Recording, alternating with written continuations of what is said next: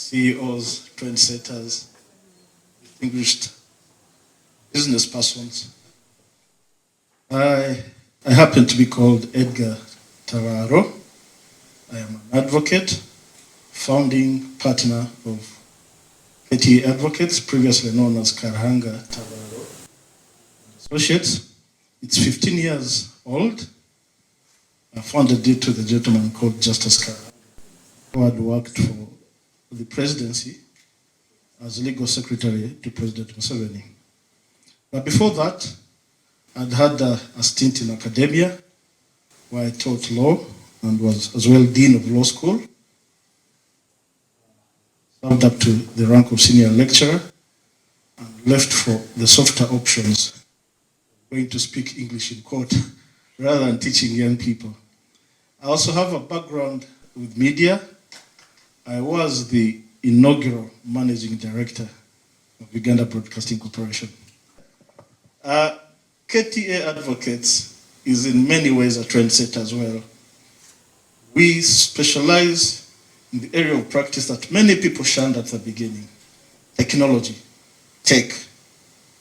And we did launch a platform known as the annual KTA Annual Symposium on Technology, Intellectual Property, and the Law. We gather young, innovative persons to showcase or display their technology. Those at university, those just out of university, but very young and with no access to capital. We've partnered with major institutions like Huawei, NSSF, in particular under the leadership of Patrick Ayota, who has placed resources for young people to be able to access seed capital to develop their apps. And as a law firm, we provide them with free legal services. For one, registration of not just their business, but also protection of their intellectual property, protection of their creativity. A number have made it to the level of patentability. You remember, you know a gentleman called Swachirianga of the Janzi. You know the Janzi? The Janzi band. So he innovated an instrument or a guitar, a musical instrument that has how many strings? 18 strings, and an incredible innovation.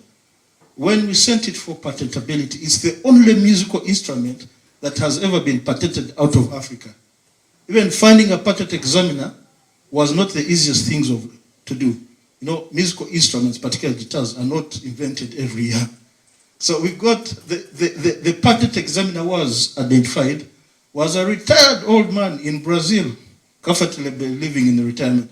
And it was stunning to receive a patent application from, in the middle of Africa, a country previously known for Idi Amin and its related instability.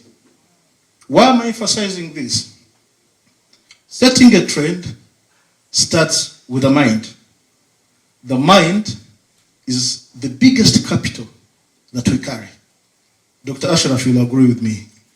I'll later turn to Ambassador Virigwa for very personal reasons that he doesn't know, but I've already indicated to him. So the mind is the biggest capital a human being can have.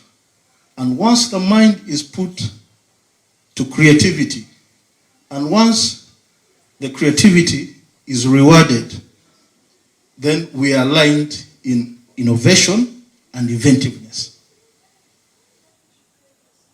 I don't know whether we are together to that.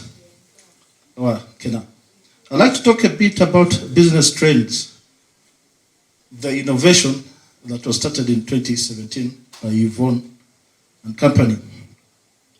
This year's theme, the 2023 theme, was artificial intelligence, your mind and your business. Artificial intelligence, your mind and your business. Whenever we talk about artificial intelligence, many times we sound abstract. Artificial intelligence, for those of us who come from the academic background, we tend to be verbose. So if I'm as well verbose, blame it on that background.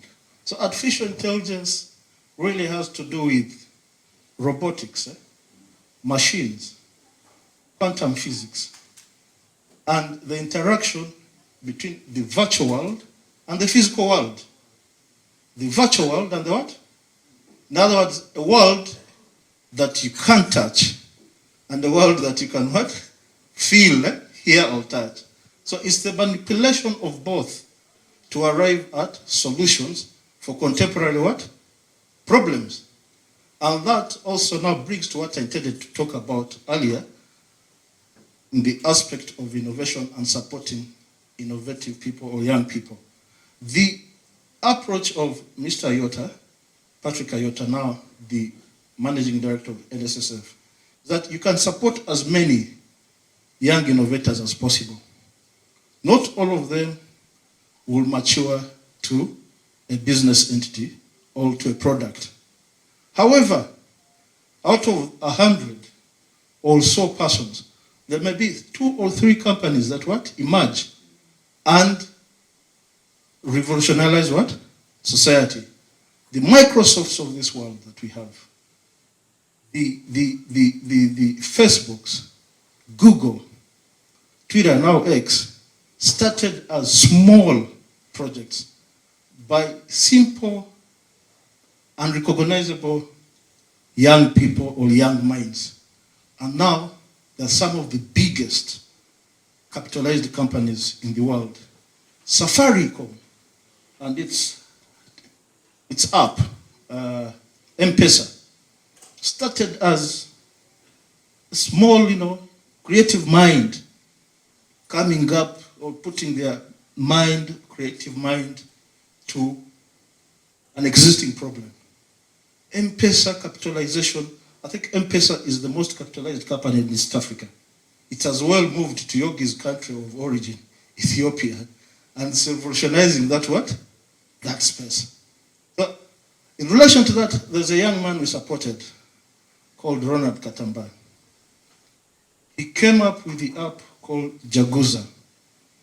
It was the very first time we're having a patent out of Uganda. Again, prosecuted, as in prosecuting, we mean filed by KTA advocates. Jaguza is his innovativeness lies in the Internet of Things.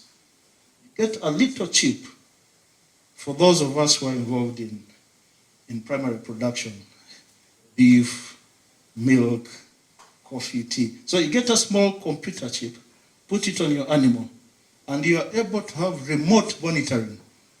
This is very important for particularly those of us who are telephone farmers, WhatsApp farmers, WhatsApp farmers. So you are able to monitor your own farm activities from your remote access. You're able to monitor movement of animals. You're able to monitor disease and other farm-related activities. So when Yvonne talked of Omugensono, I'm reminded of a similar program that was started in the 70s by Aga Sekalala Senior, Double Your Business. I don't know whether any of you has read that book of his, Double Your Business, Aga Sekalala. So I see some similarities with it, but I think our idea is much more innovative because it answers to contemporary what? Contemporary problems. So the deployment of artificial intelligence is very critical in the contemporary world, for it transforms businesses by becoming 1, more efficient, 2, cost saving, 3, you are able to reach a wider audience through stuff like algorithms, manipulating. And when I'm talking of manipulating, I'm not using it in the negative sense of it, but you are able to influence you are able to attract your attention, market, to do marketing and direct sales for your products. It's not enough to be in the market. It's also critical that you're able to do direct sales.